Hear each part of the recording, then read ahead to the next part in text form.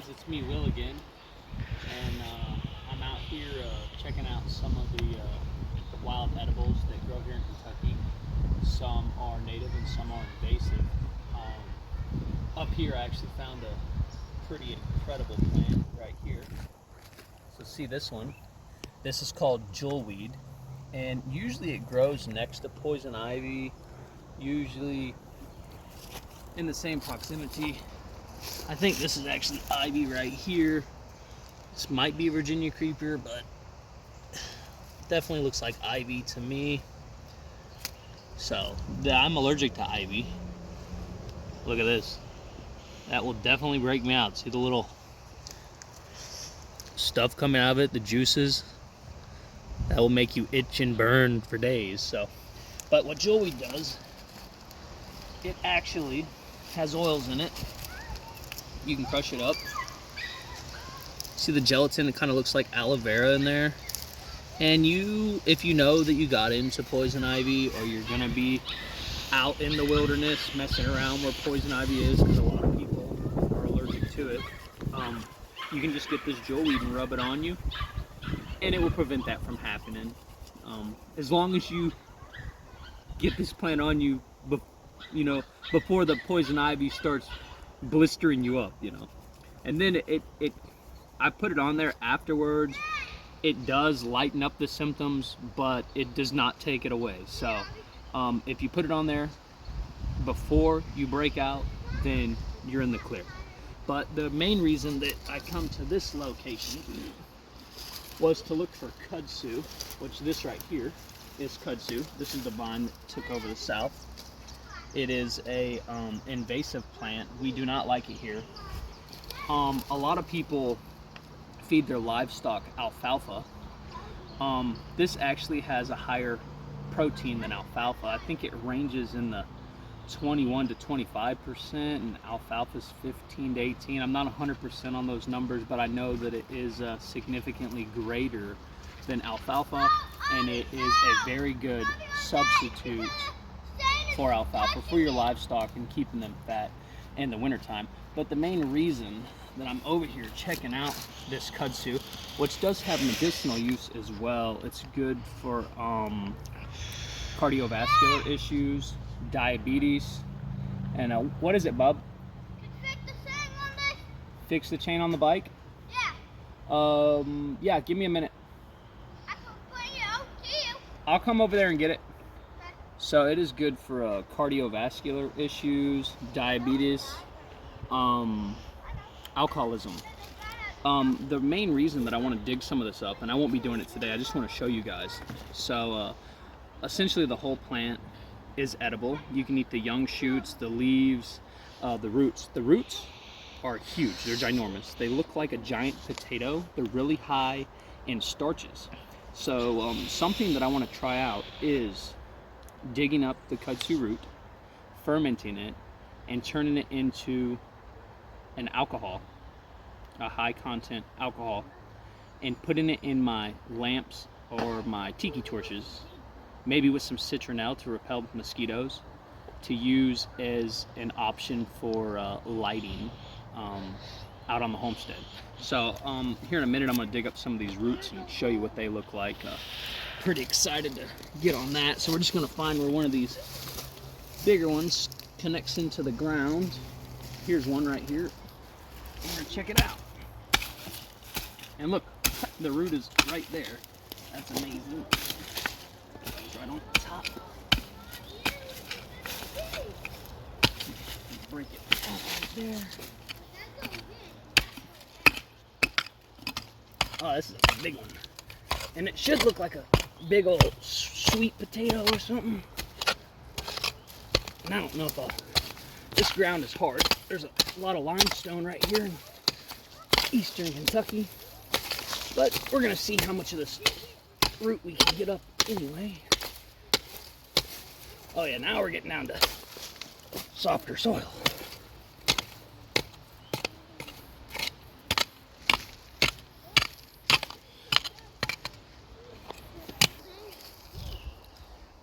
So I've done a lot of digging and busted my knuckle.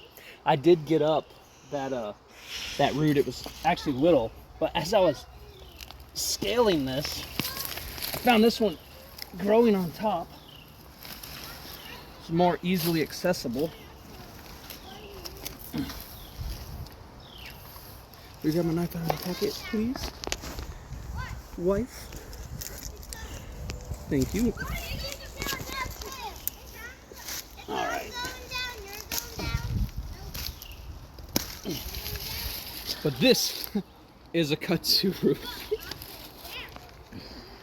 And I mean, look at that thing.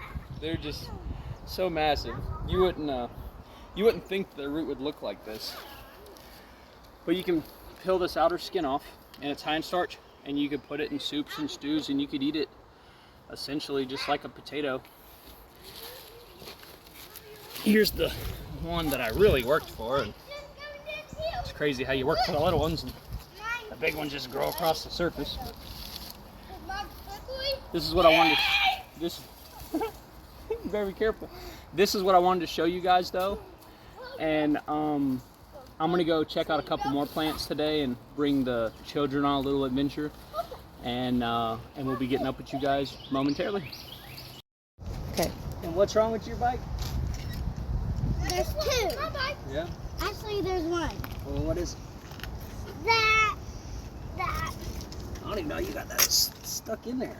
The booger was definitely stuck.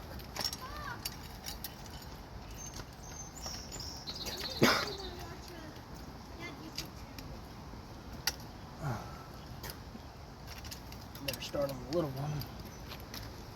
Here. You watching? You put it on the little sprocket first. Oh. And then you put it halfway on the big one. And you gotta turn your pedal just like that. And now it's on there. What if I don't remember that? Then bring it back and Uncle Will will fix it. But it looks like your thing's bent right here, preventing you from going.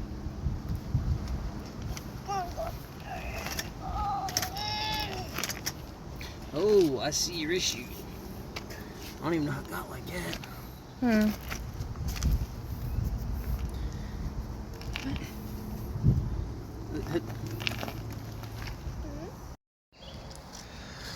All right, you guys see this plant right here? This is common dandelion. A lot of y'all probably already know about common dandelion. This is where the flower was at. It grows a yellow flower. The flower has died off.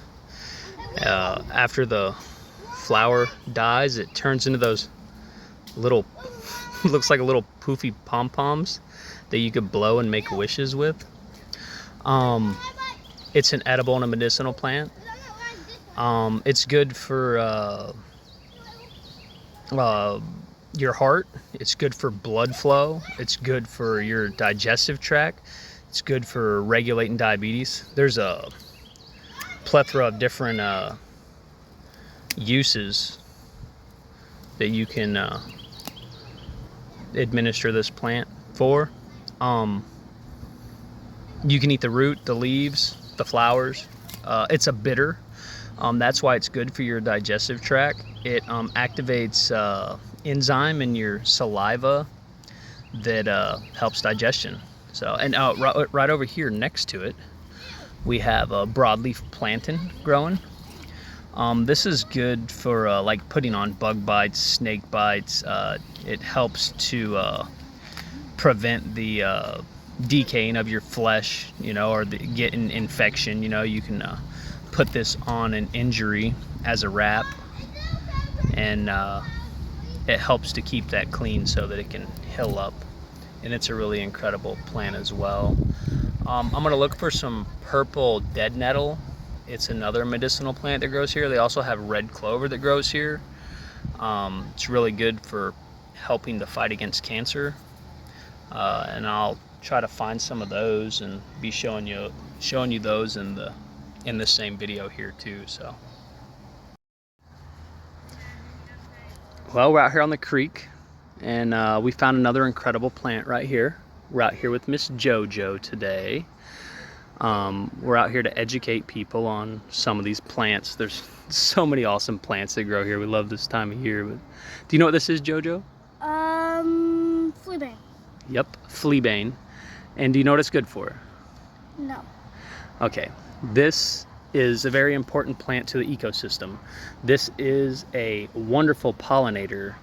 This is good for bees and different kind of flies and insects. Back in folk medicine, they said that this was used to repel insects, but I don't see how that could be true because insects love this plant. Very remarkable plant right here. And look, do you know what that one is? Jewelweed? Jewelweed, that's right. And do you know why it's called jewelweed? No. Do you know what it's used for? No. Poison ivy. But the reason that it's called jewelweed is because you could flip it upside down like this, and you could put a water driplet on it, and it'll roll around. It looks like a little diamond on there rolling around, and that's why they call it jewelweed. But we need to bring Bubby and Maddie out here and show them some of these plants too, so they know them. But that's what we're doing today. We're just educating people on different kind of invasive plants and native plants that grow right here in our area.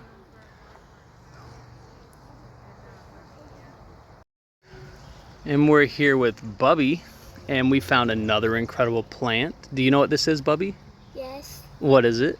It's Carolina cranebills. Carolina cranesbill.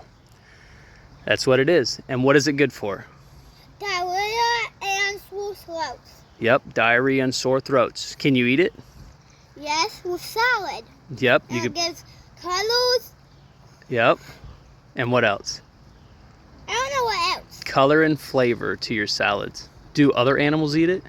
Yes, deers and Birds. yeah. Deers and birds. And does it deter weeds from growing in the yard? Yes. Yes, it does. And is it an incredible plant? Yes. Yeah, all plants are incredible, aren't they? Mhm. But that's your Carolina cranesbill, and we're gonna look for one more before we post this. There you go. And what is that, sister? Is that a butterfly? Does it pollinate flowers? Yeah. That's a pollinator. Isn't that awesome? It is so pretty. It is very pretty. I don't know what kind it is. Look how There it fluffy is. it is. It's in focus now. He loves you too. He ain't even trying to fly away. Look how fluffy he is. Go put him on that Carolina cranesbill over there, that white flower by that No. white pine over there. No. What, you gonna keep him as a pet? Yeah. You try to keep everything as a pet, don't you? You still got your crawfish? Yeah. All right, we're out here to learn a plant with Miss Madison today. And what have we got there, Maddie? A cherry blossom tree. Is it a wild one or? It's wild. Yep. So the Is it edible? the fruits are edible. Mm-hmm. These leaves are not though. They have, I believe, cyanide in them. Yep. They're toxic, and if you eat them, there's like a possibility you could die. Oh, it definitely will kill you. It don't take a large amount of those leaves to kill you. Farmers run into this issue every year. A storm will come through and knock down a limb out of this tree. And as the leaves wilt, they let off a sweet aroma. And your cows or goats will go over there to investigate it, and they eat it. And then whenever you wake up the next morning, your livestock's dead. And you're like, what happened to my livestock? And it's from eating these cherry leaves right here. It doesn't take much of them to wipe you out, you know. We've done a lot of different edible and medicinal plants today, so we decided to do a toxic plant, and we decided the cherry tree would be a good specimen to teach you about. So All right. Thank you guys. Bye. So today we taught you about 4 or 5 incredible plants. I'm happy that you guys come along with us to check them out. The kids had a blast. I had a blast too. I love educating my children. I try to do that every chance I get. The bike, I don't know if it got run over or what. We did put the chain back on, but it looked like the sprocket was warped, so the bike was unfixable. Luckily we have like 10 bikes over here, so there was another bike for her to ride. She did catch a butterfly, She's like me whenever I was little. She catches crawfish, frogs. She catches everything. It's awesome. You know, my little niece, to watch them all grow up and become productive people of society. We didn't find no red clover. I don't think it's up yet. It's pretty early in the year. I did see some purple dead nettle the other day whenever we were hiking, but I didn't find any in the area that I'm in. But I'm happy that we could teach you what we taught you guys today. So stay tuned for another video.